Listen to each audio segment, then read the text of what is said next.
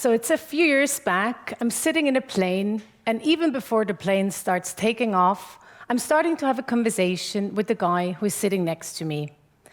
One of the first things he asks me was, "What do you do?" I told him I study sharks, and I'm on my way back from a shark conference in Hawaii. I look at his face, and I can tell by his facial expression, yes, I got his intention.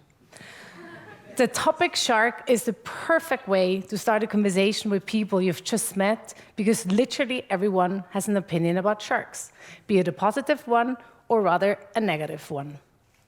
What people, however, less expect is that you can also learn from sharks. So my name is Ornella Weideli, and I'm here tonight to tell you there's actually quite a lot we can learn from these animals. The shark that I learned the most from is this one here. This is the sicklefin lemon shark, or let's keep it simple, the lemon shark. It's a shark that is easily recognizable by its gray dot on its nose, by its yellowish skin that gives the sharks its name, and by its sickle-shaped pectoral fins, which are, however, a little bit difficult to recognize in this picture. What's also hard to recognize in this picture is the shark's real size. However, when we zoom out, we can see the shark's real size. It's actually a small shark that I'm holding here in my right hand. It's a shark of about 55 to 60 centimeters that I'm holding here. But the lemon shark is not a small shark species. They can get up to 3 meters.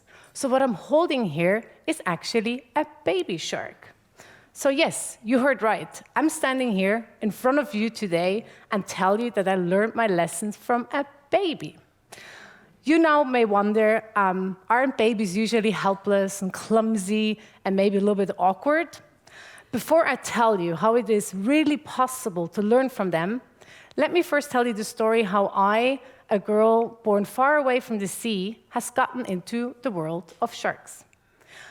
Well, initially, I wasn't interested in sharks. I was more interested in, or was dreaming about, tropical and lush beaches.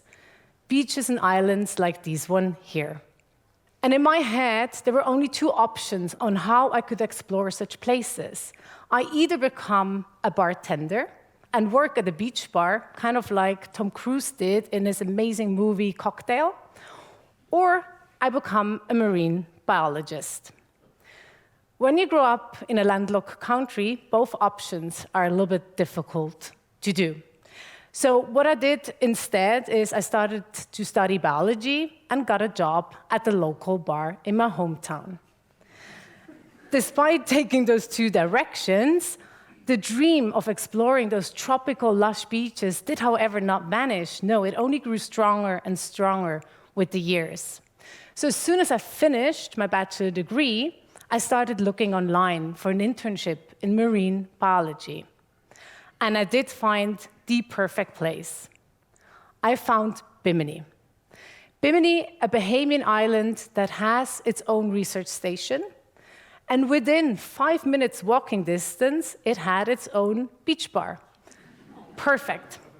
So I applied to the Bimini Biological Field Station, and to my surprise, got an internship for 4 months at this station, who focuses all its research on sharks, and particularly on lemon sharks. At this point of time, I haven't seen a shark in the wild before. Nevertheless, I was so excited that I got this position. I said goodbye to friends and family, and off I went to the Bahamas. Little did I know that this internship would be the point of no return, because from then on, everything in my life turned around sharks. So for the next couple of years, I was busy walking and running and even jumping after juvenile lemon sharks. Although I'm not the most elegant person, as you can see, when catching sharks, I did become better and better at it, and eventually I got pretty good at it. So by having this new skill, I decided to focus on the niche ecology of juvenile sharks. In other words, that means I was looking at their diet, I was looking at their movements, and I was looking at if and how they're sharing the natural resources with other coexisting shark species. And an amazing thing about this job and this work was that it not only brought me deep into the scientific field, it also allowed me to travel these places that I was dreaming about. I went from the Bahamas to Seychelles, from Seychelles to French Polynesia. And then time passed on. Then suddenly, this summer, I find myself in the middle of the lake of Zurich on a boat when I got a phone call. On the other end of the line was Michael, one of the TEDx organizers, with some good and bad news. The good news was they wanted me to do a TED Talk here in Zurich, and the bad news was they needed my confirmation right now and the title and the content of the story within 2 days. So by totally ignoring the bad news, I said to Michael, of course, I'm in, don't worry, I'm born for this, I'm born ready. I hung up the phone, we opened up a bottle of rosé that I luckily brought along on the boat, and we cheered to this good news. However, it was later that evening when I realized something. I actually lied to Michael, because I'm so not born ready, and actually none of us in here is born ready. And this brings me to the first lesson I've learned from sharks, which is born ready is a lie. So we are not born ready, but the lemon shark actually is. So let me show you how. For this, we need to dive into the reproduction of lemon sharks, which is quite similar to our own reproduction. So they have a late majority, they have internal fertilization, and they have long pregnancies and a small number of pups. And like us, the embryos are connected to the mother through an umbilical cord. And like us, they're viviparous. That means they're life-bearing. Things do, however, get very different after birth. So while we have parental care and being fed by our parents, juvenile sharks or lemon sharks don't have this. They're not getting fed by their parents because the mother is leaving immediately after giving birth. So while we can be helpless and clumsy and don't have any teeth, juvenile sharks are fully ready. They have a fully developed jaw, and they have a body with the same proportion like an adult shark. So when you work with a baby shark, you don't deal with a baby per se, you deal with a mini version of a big, big shark that is maybe sometimes called a miniature shark that is literally born ready. So what do I do with this fact that we're not born ready? I can't change our reproduction. I can't suddenly be born ready. So all I can do is I can work against the fact that I'm not born ready. I try to learn as much as I can. I try to stay curious at all times and walk with open eyes through the world. And I try to challenge myself every now and then with a little nerve-wracking project like doing a TED Talk, for example. So let's get back to the sharks. They need to be ready in order to eat. That's the first thing they need to do. And they need to be good predators because the prey, it can be very quick and it can also be scarce. And there might be other shark species around who might be as equally hungry as you. So you need to be quick if you want to get your food. Second, they need to be ready to know when not to eat. For example, when prey is too hard to catch, it's better to ignore the prey because you don't want to waste your energy on a foraging attempt. So you just ignore the prey and go on with your day. And the third reason why they need to be born ready is they need to know how to not getting eaten. And the best way to not get eaten is to go to the most shallowest part of your habitat where big predatory fish or big sharks can't get you. And lemon sharks are very good at this. They would sometimes go to shallow areas as shallow as 15 centimeters. So what I learned from the sharks is their instinct. So the instinct to know when to hunt, when not to hunt, and how to not get eaten are key for their survival. For us humans, our instincts are no longer that much key for survival because we have other things in life. We all have our beautiful smartphones that guide us through life. On our smartphone, we probably all have Google Maps that tells us where to go. We have activity apps that tell us on how many steps we should be walking by the end of this day. And we have a sleeping app that tells us when we should go to bed and how long we should be sleeping. So what do? I try, by learning from the sharks, I try to trust my instincts, which is a little bit easier said than done, because I'm a Google Maps addict myself. I use it all the time because I always want to know where I am. But I try to, every now and then, turn it off and then orientate myself without it. And also I try to use the sun in order to know at least in what cardinal direction I'm looking at.